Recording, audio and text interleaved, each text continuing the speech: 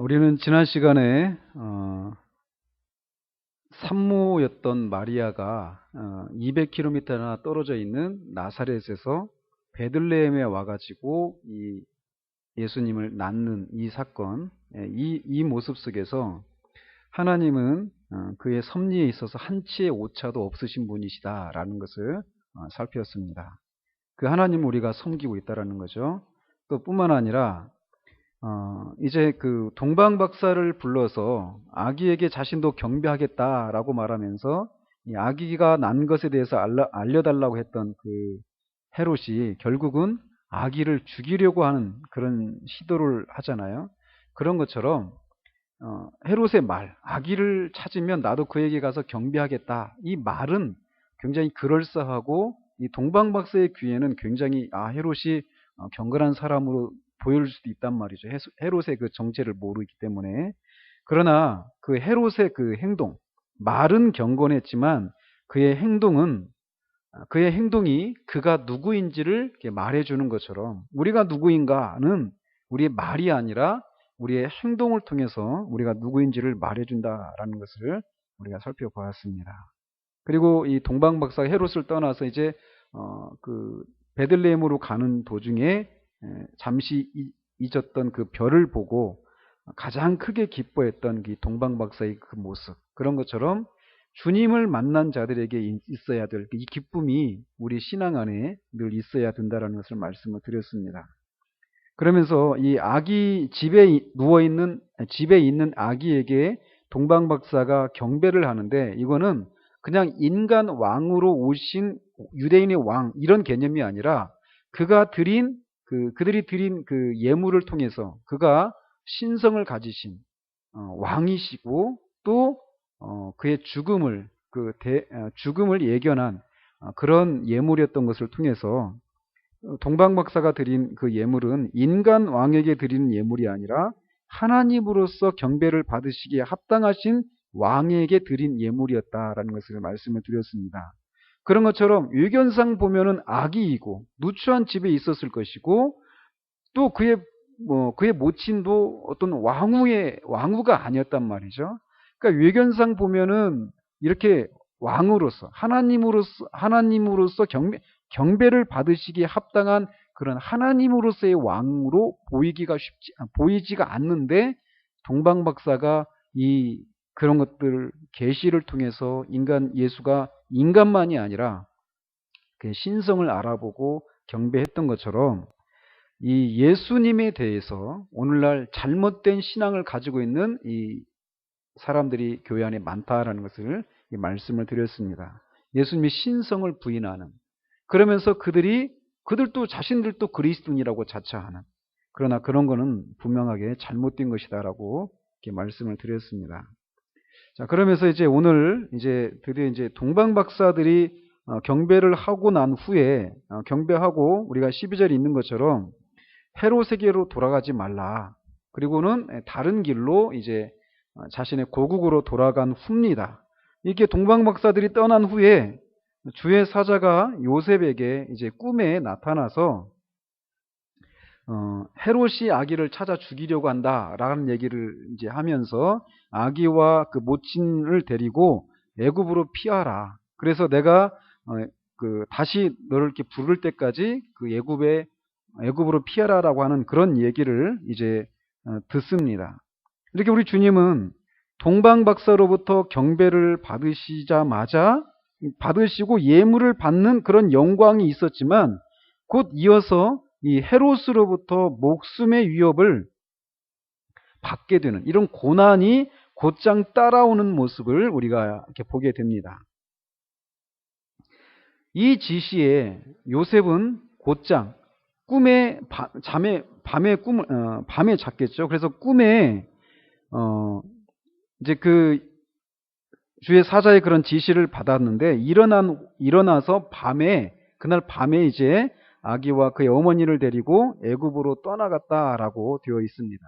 헤롯이 있는 예루살렘과 이 베들레헴까지는 지척이란 말이죠. 10km밖에는 떨어지지 않은 그런 곳이기 때문에 시간을 지체할 수가 없었을 것입니다. 그래서 이 학자들은 동방 박사들이 예물로 바쳤던 그 예물들을 가지고 애굽에서 아마 그렇게 살았을 것이다 라고 얘기를 합니다. 자, 그러면서 이 모습을 이렇게 보면서 이 사건, 주님이 애굽으로 갔다가 다시 돌아오잖아요. 이렇게 다시 돌아오는 이 사건을 마태는 호세아 선지자의 예언에 대한 성취라고 해석을 하고 있습니다. 자, 이런 모습을 보면서 우리가 이제 알 수 있는 게 뭐냐면, 예수님은 이렇게 경배를 받으시기에 합당하신 왕이셨지만 왕으로 인정하지 않으려는 사람에게 핍박을 받으시는 그런 왕이셨다라는 거예요. 영광만 받으시는 왕이 아니라 핍박을 받는 그런 왕의 모습으로 오셨다라는 겁니다. 이후에도 우리가 잘 알다시피 예수님의 삶은 이렇게 영광과 고난의 이중주의 연속이었다라는 것입니다. 예수님을 자신의 구세주요 왕으로 인정하는 사람들에게서는 영광과 칭송을 받으시지만 이것을 인정하지 않는 사람들에게는 핍박과 조롱을 계속해서 받는 그런 삶이 우리 주님의 삶이었다는 겁니다. 예수님이 사람들에게 어떤 해를 끼쳤거나 또는 나쁜 일을 해서가 아니었습니다. 로마서 1장 28절에 있는 것처럼 이것이 마음에 하나님 두기를 싫어하는 그런 세상의 실체였기 때문이었고, 또 우리가 지난주 오후 예배 때 그 본문으로 삼았던 것처럼 빛보다 어둠을 더 사랑했던 그런 세상의 본질 때문에, 그런 세상에 오셨기 때문에 주님의 삶은 이렇게 고난과 영광이 섞여 있는 그런 삶이었다라고 말씀을 드릴 수 있다라는 거죠. 이런 모습에 대해서 시편 2편에서 시편 기자가 이렇게 얘기를 합니다. 어찌하여 이방 나라들이 분노하며 민족들이 헛된 일을 꾸미는가? 세상의 군왕들이 나서며 관원들이 서로 꾀하여 여호와와 그의 기름 부음 받은 자를 대적하며 우리가 그들의 맨 것을 끊고 그의 결박을 벗어버리자 하는도다. 시편 기자는 이렇게 성령의 감동하심을 통해서 예수 그리스도께서 이렇게 세상의 군왕들로부터 이렇게 핍박을 받을 것을 미리 예언을 하고 있는데, 이런 모습이 실제로 예수님의 삶 가운데 임했다라는 거죠. 자, 그런 것처럼 주님의 삶이 이런 것이었기 때문에 이런 스승을 모시고 있는 제자들의 삶도 스승의 삶을 넘어설 수가 없는 것입니다. 마태복음 10장 24절 25절에 있는 것처럼 제자가 그 선생보다 또는 종이 그 상전보다 높지 못하나니 제자가 그 선생 같고 종이 그 상전 같으면 조카도다. 집주인을 바알세불이라 하였거든 하물며 그 집 사람들이랴. 이런 그 왕이신 예수님을 우리 주님으로 모셔드리면 우리는 왕의 자녀가 됩니다. 그러나 왕이신 예수님이 이 땅을 사시면서 이렇게 고난을 겪으셨던 것처럼 우리들도 이런 고난을 받는 이런 삶이 우리에게도 있는 것이 당연하다는 것입니다. 우리가 예수님을 믿으면 우리는 우리의 죄의 용서를 받습니다. 그리고 사망과 사탄의 권세로부터 해방이 됩니다. 그러나 십자가와 고난으로부터 해방되는 것은 아니라는 것을 우리가 이런 주님의 삶을 통해서 우리가 교훈받아야 한다는 거죠. 자, 그러므로 이렇게 오히려 주님을 믿는 것 때문에 핍박을 받는다라면 내가 주님께 속해 있구나 라는 것을 오히려 알 수 있다라는 거죠. 주님은 이렇게 고난이 무엇인지를 아시는 주님이셨습니다. 그래서 이사야 53장 3절에서 그는 멸시를 받아 사람들에게 버림받았으며 간고를 많이 겪었으며 질고를 아는 자라 라고 얘기를 하고 있습니다. 주님은 질고가 무엇인지, 이 땅을 지나가는 순례자들의 삶의 고통이 무엇인지를 아시는 분이셨던 거죠. 그렇기 때문에 그 주님이 우리의 대제사장이 되실 수가 있는 거예요.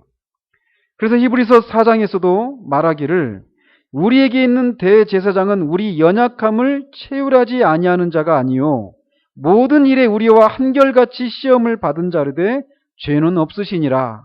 그러므로 우리가 긍휼하심을 받고 때를 따라 돕는 은혜를 얻기 위하여 은혜의 보좌 앞에 담대히 나아갈 것이니라 라고 말씀합니다. 그러므로 우리가 주님을 인해서 어떤 고난을 받고 있다라면 그것 때문에 우리가 오히려 기뻐할 수 있는 사람이 되어야 돼요. 나도 주님과 같은 그런 삶을 뒤쫓고 있는 그런 사람이구나. 주님과 내가 상관이 있구나. 라고 하는 것을 우리가 알고 기뻐해야 된다는 거죠. 그러나 더 나아가서 이 주님이 그렇게 이 땅을 지난 우리들의 삶 가운데 있는 고난이 무엇인지를 아시는 분이시기 때문에 그런 동일한 고난을 겪고 있는 우리를 체휼하실 수 있는, 연약함을 체휼해 주시는 그런 분이시라는 것을 우리가 알고 때를 따라 돕는 은혜를 얻기 위해서 이 은혜의 보좌 앞에 담대히 나아갈 수 있다는 겁니다. 자, 그러면서 이제 우리가 한 가지 살펴볼 것은 이렇게 주님이 일하실 곳은 애굽이 아니라 유대 땅이었단 말이에요. 즉 이렇게 주님이 일하실 곳은 애굽이 아니라 유대 땅이었음에도 불구하고 그는 애굽으로 피신을 해야만 했습니다. 즉 일견 주님께서 애굽으로 이렇게 피신하신 것은 주님이 일해야 될 곳으로부터 이탈한 것처럼 보였다는 거죠. 그러나 그는 다시 그의 사역의 터전으로 우리가 알다시피 복귀하십니다. 우리는 이것을 통해서 때로는 하나님께서 우리가 궁극적으로 있어야 될 그 삶의 자리에서 벗어난 것 같은 그런 상황을 우리들의 삶 가운데 허락하시기도 한다는 거예요. 그러므로 잠시 이해되지 않는 상황 가운데 자신이 있게 된다 하더라도 선하시고 지혜로우신 하나님의 말씀에 순종하는 것이 우리에게 필요하다는 겁니다. 요셉은 이렇게 주의 천사를 통해서, 주의 사자를 통해서 애굽으로 피신하라고 하는 이 하나님의 말씀에 즉각적으로 순종을 했습니다. 당신의 백성들을 그들의 죄에서 구원하기 위해서는 유대에 머물러야 되는 것이 분명했단 말이에요. 그럼에도 불구하고 그런 질문을 던지면서 유대 땅에 머무른 것이 아니라 하나님의 말씀에 순종해서 애굽으로 피신했다라는 거죠. 비슷한 얘기가 아브라함의 경우에도 해당이 되죠. 약속의 아들인 이삭을 바치라는 주님의 명령에 그는 순종을 했습니다.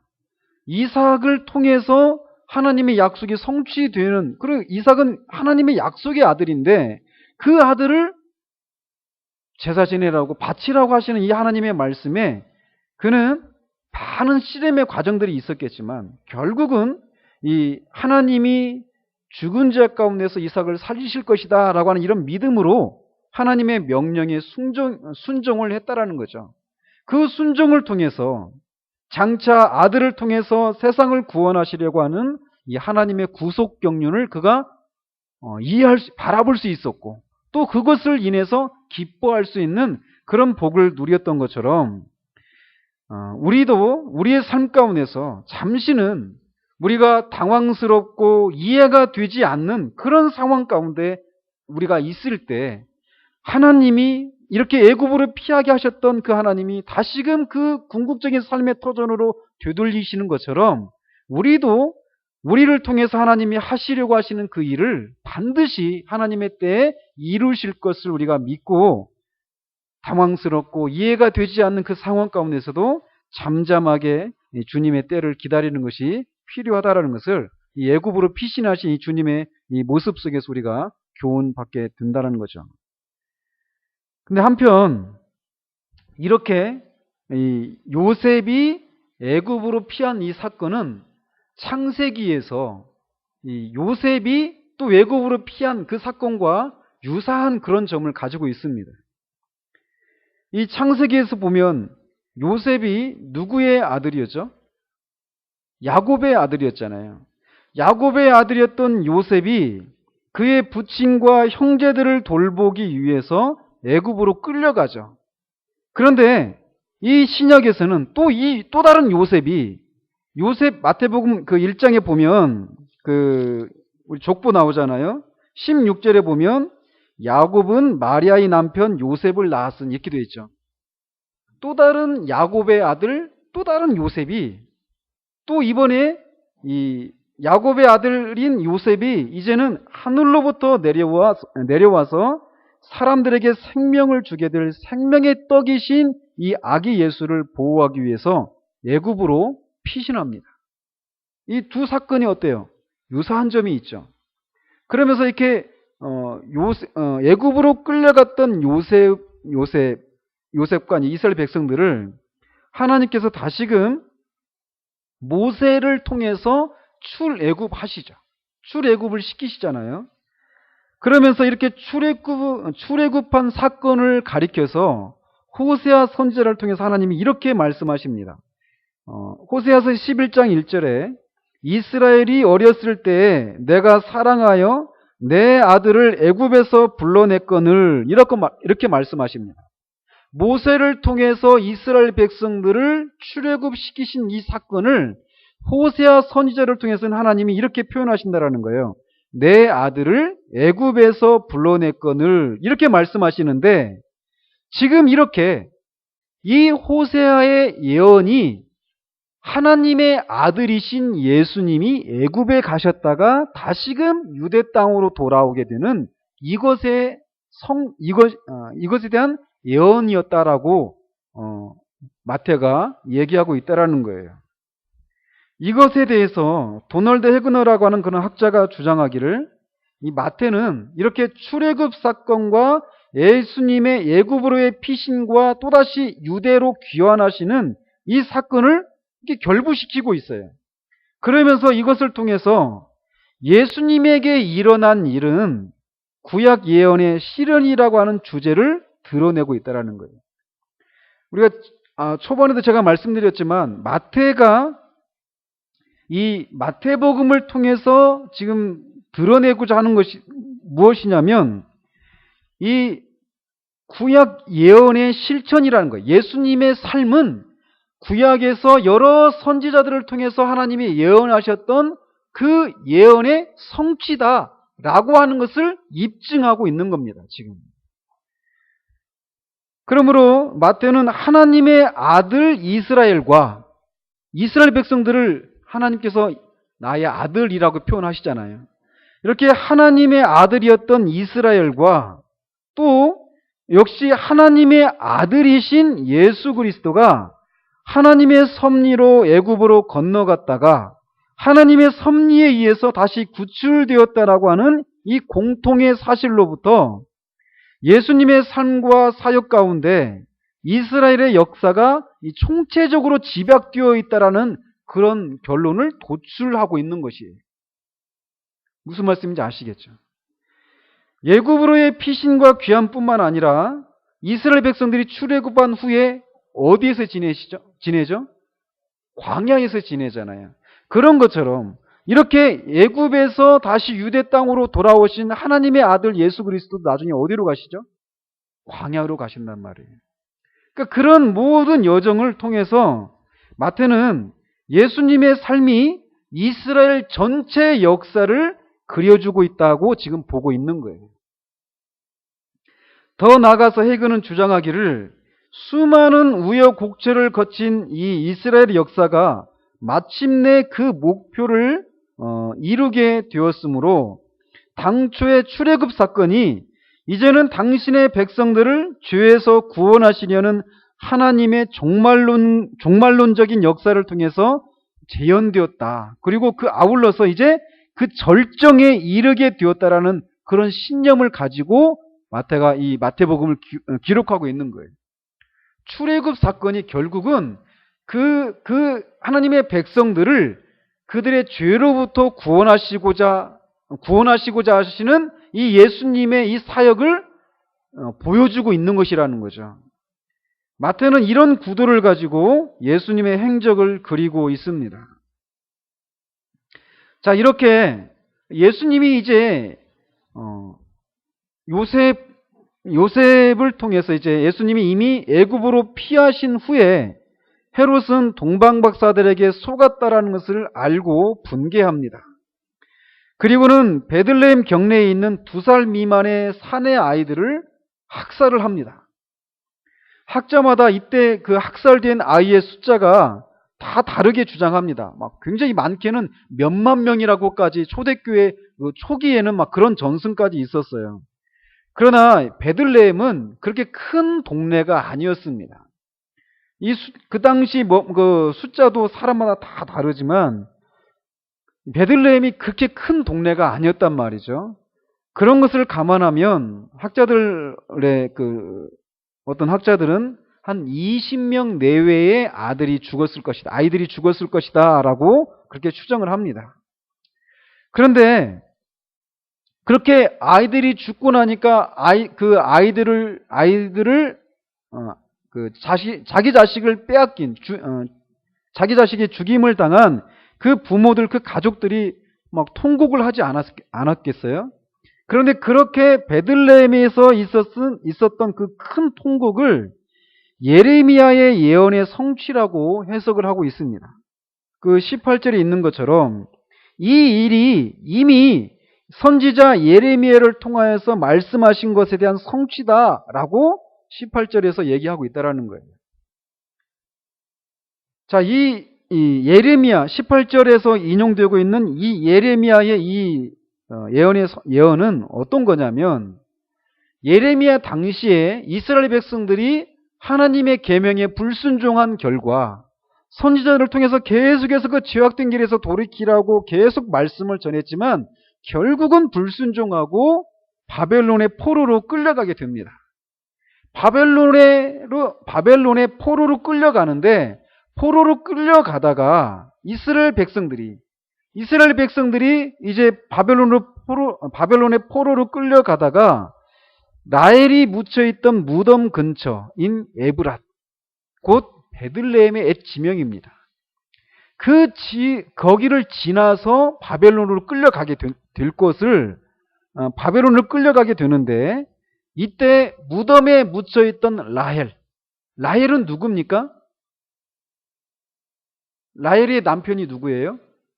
야곱이죠. 야곱의 다른 이름은 이스라엘이란 말이에요. 그러니까 이 라헬의 입장에서 보면 이스라엘 백성은 자기의 뭐가 되는 겁니까? 이스라엘 백성들은 자기의 자손들이 되는 거죠. 자기 자녀가 되는 거예요. 그러니까 예레미야는 이거를 그렇게 시적으로 표현하는 거예요. 라헬의 이 자녀들인 이스라엘 백성들이 바벨론의 포로로 끌려가는, 그러니까 라헬의 입장에서 보면 어때요? 자기의 자녀를 잃어버린 거가 되는 거잖아요. 그러니까 그런 것을 보면서 무덤에 묻혀있던 라헬이 통곡할 것이다. 이거를 예언을 한 거예요. 근데 그 예언을 여기에다가 이렇게 적용을 하고 있다라는 거죠. 그래서 베들레헴에 있었던 그 큰 통곡은 예레미야를 통해서 예언했던 것에 대한 성취다라고 마태가 해석을 하고 있는 거예요.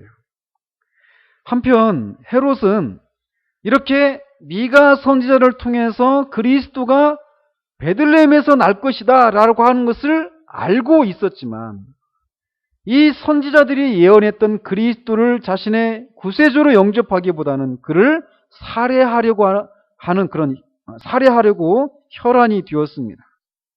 그는 성경을 하나님의 말씀으로 인정하면서도 지극히 거룩하신 자의 뜻을 좌절시키기 위해서 힘쓰고 있는 이런 무서운 모습을 보고 있다는 거죠.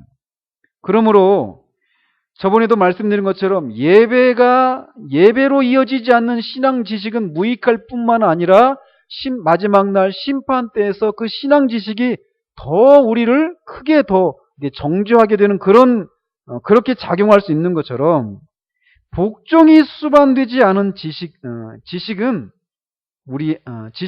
가련한 운명만이 기다리고 있을 뿐이다라는 것을 이 헤롯의 이런 모습을 통해서 우리가 다시 교훈받게 됩니다. 그래서 야고보 사도도 2장 19절에서 네가 하나님은 한 분이신 줄을 믿느냐? 잘하는도다. 귀신들도 믿고 떤다 라고 얘기하고 있는 거예요. 아무리 하나님이 한 분 하나님이 삼위로 계신 하나님이시라고 하는 이런 영적인 비밀들을 알고 있어도 그 하나님께 경배하고 하나님의 뜻에 순종하는 그런 모습으로 이어지지 않는 신앙 지식은 아무것도 아니다라고 하는 것은, 아무것도 아니다라고 야고보 사도가 말하는 것처럼, 이렇게 우리의 신앙 지식이 순종으로 이어지는 신앙 지식이어야 한다라는 것을 말씀드릴 수 있습니다. 한편 주님은 이렇게 겉으로는 헤롯이라고 하는 사람에 의해서 목숨의 위협을 받습니다. 그러나 성경은 사람인 헤롯이 예수님을 죽이려고 했다라고만 해석하지 않아요. 그 사람의 배후에 사탄의 세력이 있다라고 얘기하고 있습니다. 사탄은 여자의 후손이 자신의 머리를 상하게 하고 이 세상에 대한 권세를 박탈할 것을 알고 두려워하기 때문에 여자의 후손으로 오신 그리스도를 죽이려는 시도를 이렇게 사람의 손을 빌어서 시행하고 있습니다. 이것에 대해서 계시록 12장 3절 4절에 이렇게 말하고 있어요. 하늘에 또 다른 이적이 보이니 보라, 한 큰 붉은 용이 있어 머리가 7이요 뿔이 10이라. 그 여러 머리에 7 왕관이 있는데 그 꼬리가 하늘의 별 3분의 1을 끌어다가 땅에 던지더라. 용이 해산하려는 여자 앞에서 그가 해산하면 그 아이를 삼키고자 하더니, 이렇게 얘기하고 있어요. 이 용은 옛 뱀이라고 불리는 마귀 사탄을 가리킵니다. 그리고 해산하려고 하는 이 여자도 마리아를 상징합니다. 즉 이렇게 계시록에서는 이렇게 헤롯이 예수님을 죽이려고 하는 이 사건을 사탄이 그 아기를 죽이려고 하는 것으로 해석하고 있단 말이죠. 이렇게 하고 계시다란 말이에요. 그러나 우리가 알다시피 하나님은 그의 보내신 자를 모든 위험으로부터 보호하시고 건지십니다. 그래서 시편 2편 아까 1절 2절에서 그 시편 기자가 모든 세상의 군왕들이 그 여호와와 그의 기름 부으심 받은 자를 대적하고 그의 결박에서 피하려고 그렇게 몸부림을 친다, 대적한다, 공격한다 이렇게 말하고 있는데 4절에서는 하늘에 계신 자가 웃으심이요 주께서 저희를 비웃으시리로다 이렇게 얘기를 합니다. 즉 그런 모든 시도를 무력화시키신다는 거예요. 하나님께서. 또 아까도 방금 전에 말씀 읽어드린 것처럼 사단이 그 여자에게서 나는 그 아이를 죽이려고 했던 그 사단이 어떻게 그거를 물리치느냐면 또 같은 장 요한계시록 12장 15절 16절에 이렇게 말을 하고 있어요. 여자의 뒤에서 뱀이 그 입으로 물을 강같이 토하여 여자를 물에 떠내려 가게 하려 하되, 이렇게 공격을 한단 말이에요. 죽이려고. 그러자 땅이 여자를 도와 그 입을 벌려 용의 입에서 토한 강물을 삼키니, 하나님께서 이렇게 그의 보내신 자 그리스도를 죽이려고 하는 사탄의 그 괴계를 물리치시는 것을 이렇게 그림으로 상징적으로 이렇게 표현을 하고 있다는 거죠. 하나님은 이렇게 그의 보내신 자 그리스도를 모든 위험으로부터 보호하시고 건지시는 분이십니다. 그런 하나님이 이 그리스도의 형제된 성도들이 이 땅에서 겪는 모든 위험 가운데서도 건지신다라고 말씀하고 있다는 거예요. 이사야서 43장 1절 2절에서 주님이 이렇게 말씀하십니다. 야곱아, 너를 창조하신 여호와께서 지금 말씀하시느니라. 이스라엘아, 너를 지으신 이가 말씀하시느니라. 너는 두려워하지 말라. 내가 너를 구속하였고 내가 너를 지명하여 불렀나니 너는 내 것이라. 내가 물 가운데로 지날 때에 내가 너와 함께 할 것이라. 강을 건널 때에 물이 너를 침몰하지 못할 것이며 내가 불 가운데로 지날 때에 타지도 아니할 것이요 불꽃이 너를 사르지도 못하리니, 이렇게 말씀하십니다. 이렇게 전능하신 주님이 그의 보내신 자 그리스도를 모든 위험, 사람의 배후에 있는 사탄의 그 모든 괴계를 무력화시키시고 그를 모든 위험 가운데서 건지시고 보호하시는 것처럼 그의 형제된 우리들도 그의 천사들을 통해서 우리들을 보호하시고 모든 위험으로부터 건지신다라는 거예요. 그러면서 우리가 또 한 가지, 이렇게 헤롯이 이 아이를 죽인 이 사건을 통해서 우리가 한 가지 우리의 무능함을 고백하지 않을 수 없는 이 장면을 보게 됩니다. 뭐냐면 하나님께서 이렇게 그리스도를 헤롯의 위험으로부터 건지셨어요. 그런데 우리에게 질문이 생길 수 있단 말이에요. 어떤 질문이냐? 이 예수님 때문에 아무런 이유도 없이 죽었던 이 아이들은 그럼 뭔가? 라는 거죠. 이런 질문이 생기지 않겠어요? 하나님이 선하신 분이시고 전능하신 분이시라면 이 예수님 때문에 죽게 된 이 아이들을 예수님을 보호하시고 건지셨던 것처럼 이 아이들도 그 헤롯의 학살로부터 살해 위험으로부터 건져서 보호해야 되는 것이 하나님의 선하신 하나님이 행하실 일이 아닌가라고 하는 질문을 던질 수 있단 말이죠. 그죠? 그런 것처럼 이 사실 앞에서 우리가 그런 질문을 가질 수가 있어요. 하나님이 그러면 선하신 분이 아니신가? 이 아이들에게 일어난 일들은 너무 억울한 것이 아닌가? 그래서 이거를 우리가 알아보려고, 도대체 뭔가를 알아보려고 하는 그런 그런 생각들을 우리가 가지게 되고, 그 생각에 대해서 우리가 답을 얻을 수가 없어요. 이 아이들은 그래도 나면서부터 죄인이었기 때문에 죽어 마땅하다, 이렇게 말을 하자니 하나님은 정말 선한 분이 아니신 그런 답이 되는 거죠. 그러니까 어떤 답도 우리를 만족시켜주지 못한단 말이에요. 이런 사건들, 아이가 억울하게 죽었던 그 아이들의 그런 죽음 앞에서 우리는 어떤 답도 우리를 시원하게 해주지 못하는 것을 발견하게 되는 거예요.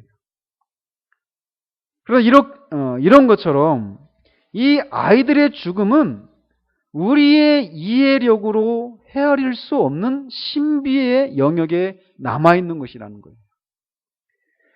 신명기 29장 29절에 감추어진 일은 우리 하나님 여호와께 속하였거니와 나타난 일은 영원히 우리와 우리 자손에게 속하였나니 이는 우리에게 이 율법의 모든 말씀을 행하게 하심이니라. 이렇게 말씀하십니다. 즉 감추어진 일은 오직 우리 하나님 여호와께만 속한 일이라는 거예요. 삼위일체, 하나님이 한 분이신데 삼위로 계신다. 성부, 성자, 성령 삼위 하나님이 계신데 세 하나님이 계신 것이 아니다. 삼위로 계시는데 한 분이시다. 우리 이해할 수가 없단 말이에요. 예수님이 한 인격이신데 그 한 인격 안에 신성과 인성이 혼합되거나 변화되거나 또 따로따로 있지도 않는 이런 모습으로 계시다. 우리가 이해할 수 없는 거예요. 이런 식으로 하나님은 우리가 알 수 없는, 우리가 이해할 수 없는, 오직 하나님 여호와께서만 알 수 있는 그런 신비의 영역들을 우리에게 남겨놓으셨습니다. 그래서 이 사건도 그런 것의 연장이에요. 그런 정도의 것은 아니지만 우리가 이해할 수 없는, 왜 하나님이 이렇게 하셨을까에 대해서 답을 얻을 수가 없는 그런 영역에 해당되는 거라는 거죠.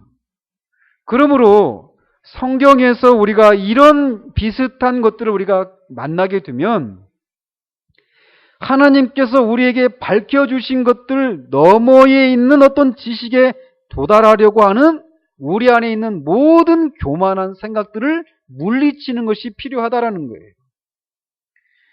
그러므로 이런 어려움들을 우리가 만나게 되면, 그래서 하나님이 알려주시지 않았기 때문에 우리가 알 수 없는 이런 상황들에 우리가 직면한다라면 그것을 억지로 풀어내려거나 억지로 그것을 해석해내려고 하는 그런 시도를 하지 말고 모른다라고 정직하게 인정하는 것이 우리에게 필요하다는 겁니다. 그러므로 이 사건 앞에서 왜 하나님은 이 예수님 때문에 억울하게 20여 명이 넘는 그 아이들이 아무 영문도 모른 채 죽게 만드셨을까? 그것에 대한 답은 모른다라는 것입니다. 우리는 그것을 알 수가 없습니다. 그러므로 이런 사실들 앞에서 우리는 하나님만 하나님이시고 우리는 다만 피조물임을 인정하고 그 사실로 인해서 우리 위에 뛰어난 하나님을 찬양하고 예배하는 것을 배우는 그런 우리가 되어야 한다는 거예요. 많은 사람들은 이렇게 우리의 이성으로 알 수 없는 그런 문제들을 만났을 때 왜 이런 일이 일어나는가에 대해서 우리가 정직하게 답을 해야 되는 것이 모른다인데, 이런 답을 들을 때 어떤 사람들은 비웃습니다. 도대체 그게 뭐냐라는 거죠. 모르면 무조건 믿어라 라고 그렇게 말한다라고 말하면서 비아냥됩니다.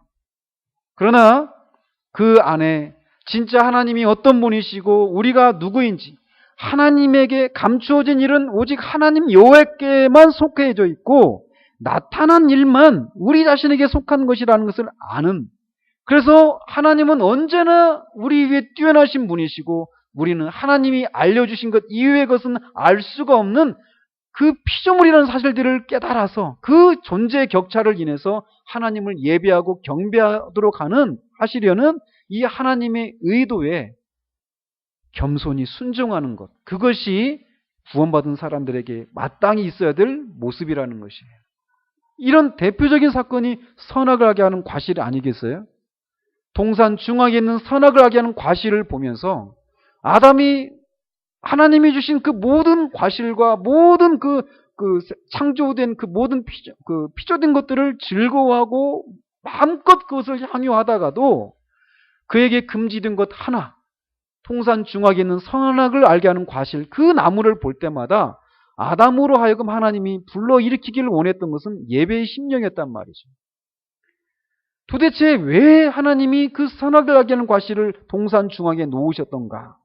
그걸 보면서 하나님은 아담으로 하여금, 아담아, 너는 그 나무를 볼 때마다 너는 피조물이고 나는 하나님이라는 것을 네가 알고 하나님이신 나를, 피조물인 네가 경배하고 예배해야 하고 내 뜻에 순종해야만 하는 피조물인 것을 알아라 라고 하는 것을 깨닫게 해주시기 위해서 동산 중앙에 선악을 알게 하는 과실을 놓으셨던 것처럼 이 사건도 그런 유에 해당이 되는 것이라는 거예요. 어거스틴은 이런 것을 가리켜서 박식한 무지다라고 말을 합니다. 박식한 무지. 이 두 가지가 서로 어울릴 수가 없죠. 박식하다라는 것과 무지하다라는 것, 서로 충돌이 일어나지만 이런 상황을 놓고 박식한 무지다라고 표현을 합니다. 말씀을 맺도록 하겠습니다. 우리의 부모님이 우리를 위해서 밖에서 일하는 그런 뒷모습을 보기만 해도 우리의 마음이 아련해집니다. 우리를 위해서 그렇게 고생을 하고 때로는 어떤 우리가 멀리서 지켜보지만 그 상황에서 사람들로부터 어떤 무시를 당하거나 상처를 받는 그런 상황임에도 불구하고 가족들을 위해서 그렇게 수고하는 그런 부모님의 모습을 우리가 자녀된 그런 입장에서 그런 부모님의 모습을 볼 때에도 우리의 마음이 아려온단 말이죠. 그런데 세상을 창조하신 창조의 중보자가 이 땅에 와서 세상으로부터 죽임을 당하려고 하는 그런 위협을 당하는 그런 모습을 보면서 그렇게 또 도망을 가야 되는 이런 구차함과 그런 모습을 보면서 우리의 마음이 어떻겠는가라는 겁니다.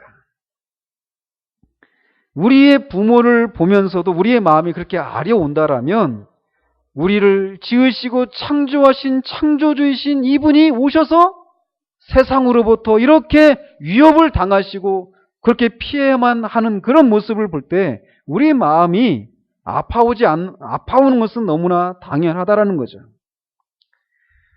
그렇다면 주님은 왜 이런 위험을 무릅쓰셨는가라는 겁니다. 왜 이런 수치를 마다하지 않으시고 또 이렇게 자신을 해하려고 하는 이 세상을 천사를 명하여서 쓸어버리지 않으시고 오히려 그들을 위해 죽기까지 하시는가라는 겁니다. 그것은 알 수 없는 사랑 때문에 그렇습니다. 우리는 그것을 우리를 향한 사랑이라고 부르지만 이 사랑은 우리가 헤아려서 알 수 있는 성질의 것이 아닙니다. 우리가 바로 이런 사랑을 받은 사람들입니다. 또한 우리의 주님이시요 스승이신 주님이 이 땅을 그렇게 고난의 길을 가신 것처럼 우리에게도 이런 길이 있다라는 것을 잊지 말아야 합니다. 천성을 향해 가는 길은 비단길이 아니라 가시밭길입니다. 그러나 우리 주님을 모든 위험으로부터 건지신 것처럼 그의 형제된 우리도 지키심을 믿고 유대 땅이 아닌 애굽, 즉 우리가 궁극적으로 있어서 주님을 섬겨야 할 자리가 아닌 것 같은 상황에 처할 때에도 이런 선하신 주님의 손길을 기다리며 인내하는 저와 여러분이 되시기를 우리 주님의 이름으로 축원드립니다.